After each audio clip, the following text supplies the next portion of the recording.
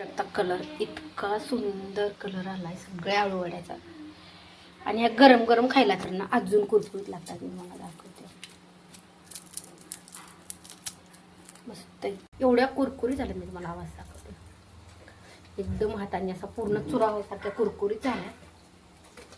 हा मी एक घाणा तळून घेतलाय आणि हा दुसरा घाणा तेलामध्ये टाकला. तर बघू शकता आज आपण बनवणार आहोत अशा कुरकुरीत आळूवड्याची रेसिपी. तर त्यासाठी काय काय साहित्य लागणार आहे किंवा कशा बनवायच्यात त्यासाठी पूर्ण व्हिडिओ नक्की बघा. आणि हे बघा आवाज इतक्या कुरकुरीत मस्त झाल्यात आणि एकदम सोपी रेसिपी. थोडासा वेळ लागतो पण खायला इतकी भारी लागते. हाय हॅलो नमस्कार, तुमचं सगळ्यांचं एकदा आपल्या एका नवीन रेसिपीमध्ये आणि एका नवीन ब्लॉगमध्ये मी सीमा खूप सारं स्वागत करते. सो आज बनवणार आहे मी आळू वड्या. तर त्याच्यासाठी ना कालच मार्केटमधून आणल्या. तर म्हटलं चला आज करून घेऊया. तर तुम्ही जर चॅनलवरती नवीन असाल तर चॅनलला सबस्क्राईब करा. त्यासाठी आपल्याला आयकॉन आहे ते पण क्लिक करा, जेणेकरून माझ्या प्रत्येक नवीन व्हिडिओचं नोटिफिकेशन सगळ्यात आधी तुम्हाला भेटेल. तर चला भरपूर आहेत, बराच वेळ लागणार आहे मला असं वाटतं आहे. तर चला करायला घेऊया. आता ह्याला करायला ना बराच वेळ लागणार आहे, कारण की ह्याला स्वच्छ धुवून घ्यावा लागणार आहे. परत भरपूर पानं आहेत त्याच्यामुळे आपल्याला ह्याला बराच वेळ लागतो आहे. तर चला मी अगोदर काय करते, हे पानं आहेत हे स्वच्छ धुवून घेते आणि नंतर ह्याच्या ह्या दांड्या वगैरे आहेत ह्या दांड्या थोडासा हा देठ जर जाड असेल नाही तर हे पण थोडंसं जाड असेल तरच काढायची गरज आहे, नाहीतर नाही. आता मला वाटतं की चाळणीमध्ये बसतील का नाही सांगता नाही येते. आणि माझी भाजी राहिली, कुकर झालाय, वरण भात शिजलाय, फक्त भाजी टाकायची आणि ह्या वड्या लावायच्या. अगोदर मी वड्या लावून घेते, नंतर मग भाजी करूयात. आणि ह्या देठाची पण भाजी बनवता येईल बरं का. तर मी तर म्हणजे बरेच दिवस झालं नाही बनवली, पण आता ह्यावेळेस बनवणार आहे, कारण की कवळे पण आहेत आणि भरपूर आहेत. त्याच्यामुळं हे आपण काढून ठेवूया. तर आता हे काढून जरी ठेवलं ना फ्रीजमध्ये तरी 2-3 दिवस चांगले राहत आहेत. तर अगोदर असे कट करून घ्यायचे. तर 2 प्रकारचे पानं असतात. आता माझ्याकडे सध्या एकच प्रकारचे मी तुम्हाला दाखवते. हे काट आहे ना, ह्याला 2 प्रकारचा काट असतो, बघू शकता डबल काट आहे. तर हे पानं खायला ना खूप जास्त टेस्टी लागत आहेत आणि जास्त हे पानं आहेत ना म्हणजे घसा वगैरे जास्त खवखवत नाही. बघू शकता डबल लाईन आहे. म्हणजे सगळे दांडे काढून घेते आणि हे पानं आहेत स्वच्छ धुवून 2-3 पाण्याने धुवून घेते. तसे तर म्हणजे एवढे घाण नाही आहेत. आता ह्या पूर्ण दांड्या आहेत ना, आता ह्या भरपूर आहेत, एक भाजी होईल ह्याची. तर मी हे आता फ्रीजमध्ये ठेवते एखाद्या कॅरीबॅगमध्ये घालून, तर चांगल्या राहतात. आणि हे पानं आहे त्याचे आता तो काढून घेऊ. तर आता हे पानांना मी स्वच्छ पाण्याने धुवून घेतले 2-3 वेळेस आणि आता थोडा वेळ पाण्यात ठेवलेत. तर चला आता आपण काय करूयात, ह्याच्यासाठी लागणारा मसाला आहे तो काढून घेऊया. त्याला धुवायला बराच वेळ जातो.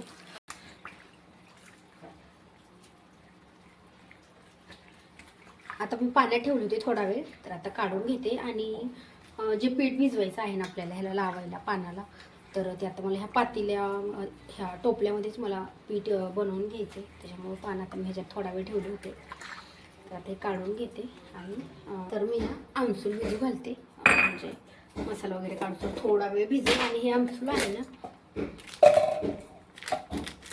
हे पूर्ण तसंच नाही टाकायचं आपल्याला, हे धुवून थोडा वेळ पाण्यात भिजवून ठेवते आणि मग नंतर ह्यातला पूर्ण रस आहे कुस्करून आपल्याला ह्याच्यामध्ये टाकून घ्यायचं. साधारण मी एवढा घेतलाय.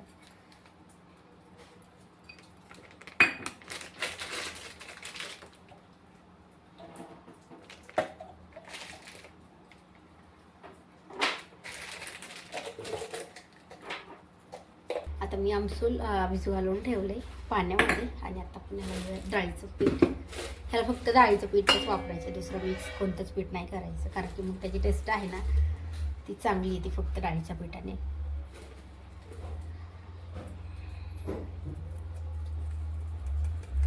आता मला पटकन वड्या लावा लागतील, कारण की त्याचा शाळेचा टायमिंग होत आला आहे, 12 वाजून गेलेत.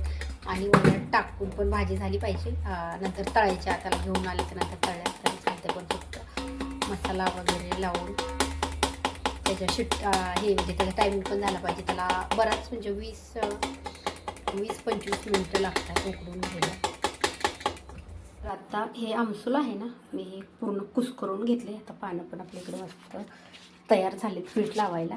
घेतलेलं आहे हे पीठ चाळून. तर चला आता आपल्याला काय काय लागणार आहे ते ह्याच्यामध्ये ॲड करूया. आता पीठ घेतले, तर आता सगळ्यात अगोदर आपल्याला ह्याच्यामध्ये घ्यायचं आहे ओवा.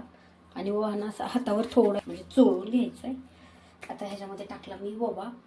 आता टाकायची आहे आपल्याला हळद.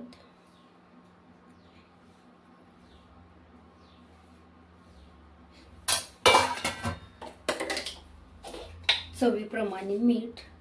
त्यात मी एक चमचा आणि अर्धा चमचा टाकते, मला वाटतं तेवढं लागेल. आणि आता टाकायचे तिखट.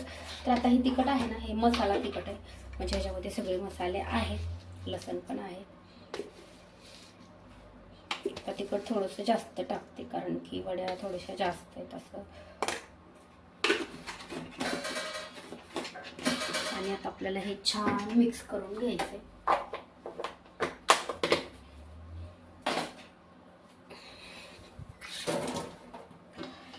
आणि आता हे खूप जास्त आपल्याला पातळ नाही करायचं, थोडंसं घट्टच ठेवायचे. तर त्यासाठी मी सगळं ते आमसूचं पाणी अगोदर करून घेतलंय ना, तर ते पाणी टाकते आणि छान मिक्स करून घेऊया.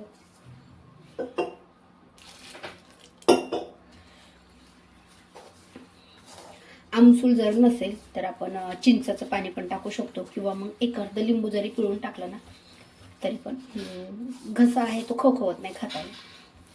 तर बघू शकता असं आपलं पीठ झालेलं आहे. आणि डाळीचं पीठ आहे ना, ते कधी पण जरी आपण चाळून जरी ठेवलेलं असेल ना तरी पण एकदा पीठ भिजवताना चाळून घ्यायचं, म्हणजे गाठी वगैरे होत नाहीत. तर बघा हे किती इझिली मिक्स झालंय, गाठी वगैरे अजिबात नाही झालं.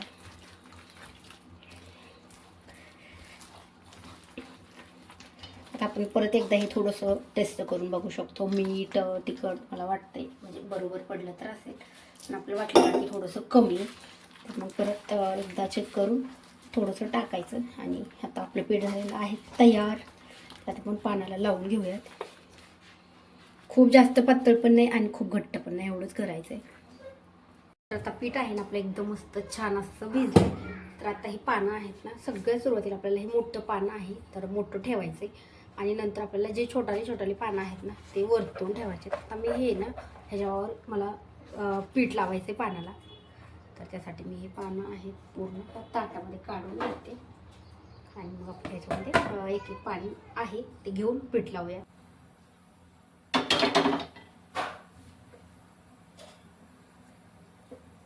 आता मी कढईमध्ये गरम करायला पाणी ठेवलं आणि ना ही चाळणी म्हणजे ताटचं ह्याला चाळणीसारखे होलंय. आता हे धुवून घेतलं. आता आपण ह्याच्यावर आहेत त्या वड्या लावून घ्यायच्या. आता पाणी छान उकळूपर्यंत आपण पाण्याला पीठ लावून घेऊया. आता मी सगळ्यात अगोदर हे मोठं पान घेतलं. तर आता हे पीठ आहे ना आपल्याला ह्याला लावून घेऊया. खूप जाड नाही लावायचं, पातळच लावायचं. जाड लावलं तर मग वड्या आहेत ना त्या जास्त कुरकुरीत नाहीत होत आणि अशा मऊ होत आहेत. त्यामुळे थोडंसं असं पातळ लावलं ना तर एकदम कुरकुरीत राहत आहेत आणि बराच वेळ राहत आहेत तशा ठेवल्या तर. बघू शकतो मी सगळ्या पानाला पीठ लावून घेतले. आणि आता काय करायचं आपल्याला, सुरुवातीला मोठंच पान ठेवायचं, नंतर मग आता दुसरं पान आहे ना ते आपल्याला असं उलटं ठेवायचं.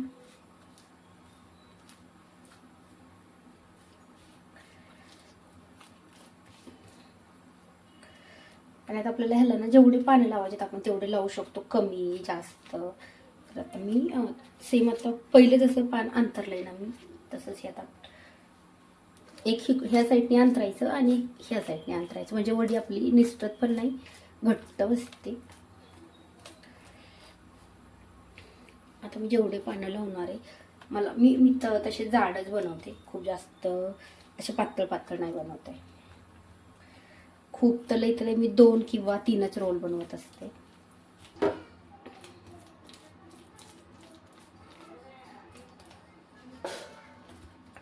तर आता जे सुरुवातीला पान मी अंतरलेलं आहे ना त्याचं हे शेंड आहे ना तिकडून आपल्याला फोल्ड करायचं आहे. आणि फोल्ड करताना पण असं थोडंसं प्रेस करायचं, म्हणजे आपली वडी आहे ना ती घट्ट बसते. खालचंच थोडंसं हलते कारण की ह्याच्या किचन कट्ट पाणी सांडलेलं आहे, थोडंसं भांडे वगैरे घासलेलं, त्यामुळे तेच चालते जास्त करून. बघू शकते अशी दाबली ना वडी ती निसटत नाही. आणि पीठ पण आहे ना असं दाबलं की थोडंसं असं कढीपर्यंत पानाला पीठ लागतं, मग एक सेम सगळी सारखी वडी होती. बघू शकता मस्त वडी झाली. त्या ताटाला तेल लावलं असतं पण ताट अगोदरच ओले, त्यामुळे आता मी तशीच ठेवते. तर आत्ता मी ना हे 2च रोल केले. हा पहिला आहे आणि ह्याच्यात जरा थोडीशी मोठाली पानं आहेत, ते जास्त होते त्यामुळे हा थोडासा मोठाला झाला आहे. तर आत्ता पाणी छान उकळले. फक्त काय करायचं आता आपल्याला, हे थोडंसं मोठा रोल झाला आहे ना, तर छोटा जर असेल तर ही कढई आहे छोटी, मी ह्याच्यावरती झाकून ठेवत होते, पण आता हे कढईच्या बाहेर येते. तर आता आपल्याला ना मोठं काहीतरी झाकण ठेवायला घ्यावं लागणार आहे. ह्याच्यावर बसली पण मला वाटतं ताट ठेवायला येणार आहे. तर मग नंतर पूर्ण आपल्याला त्या गार होऊ द्यायच्यात आणि नंतर तळायला घ्यायच्यात. तर आता ह्याच्यात ना कमी कमी अर्धा तास जाणार आहे. तर त्यासाठी मी काय करते, अगोदर भाजी टाकून घेते आणि भाजी टाकल्याच्या नंतर त्याला शाळेतनं घेऊन येते आणि मग राहिलेलं काम आपण करून घेऊयात. तर तेल गरम करायला ठेवले.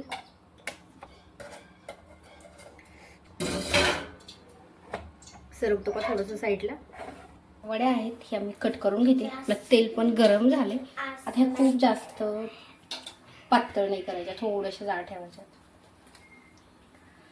अजून थोड्याशा गरमच आहेत.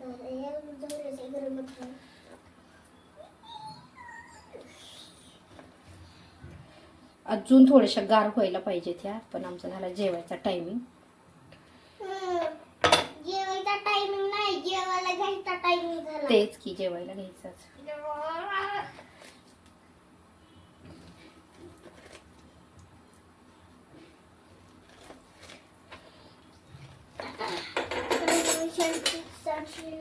खूप घट्ट वाढा ती.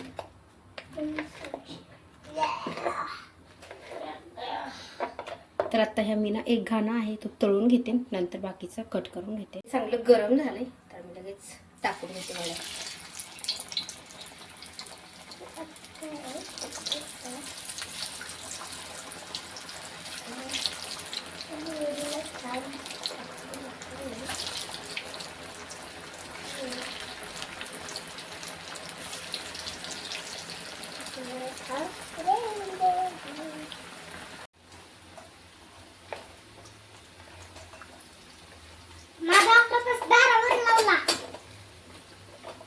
सगळ्यात भारी पुरा चालतं.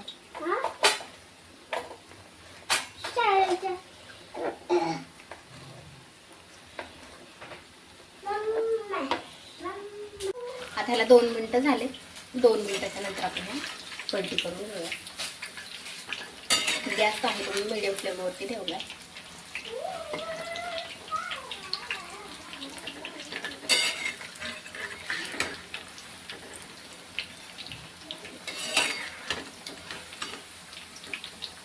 आणि थोडीशी अशा गरम गरम कट केल्यामुळे एखादी वडी आहे ना ती अशी थोडीशी फुटती, म्हणजे खायला तशी खूप टेस्टी लागते, कारण जास्त कुरकुरीत असते फुटल्यामुळे थोडीशी. शकता एकदम मस्त छान अशा खरपूस तळ्यात. तर आता आपण ह्या काढून घेऊया. यातलं पूर्ण तेल आहे ना, तेल असं एका साईडला झाऱ्या धरायच्या, म्हणजे तेल आहे ते सगळं निघून जातं.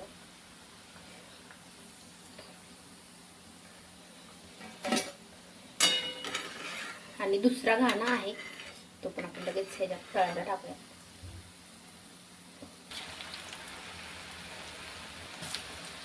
बघू शकता एकदम मस्त घाणा तळला आणि एकदम एवढ्या कुरकुरीत झाल्या. मी तुम्हाला आवाज दाखवते. एकदम हाताने असा पूर्ण चुराव्यासारख्या कुरकुरीत झाल्या.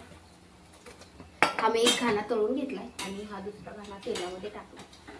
आता ह्याला पण 2-3 मिनिटं झाले. आपण पलटी करून घेऊया. आणि अजून एक घाणा होईल आपला. खायला इतक्या भारी लागतायत आणि कच्ची वडी आहे ना. आता हा घाणा पण मी काढून घेते. ए रुद्रांश, खाणार आहे का वडी? बघ ना खाऊ कशी झाली ती.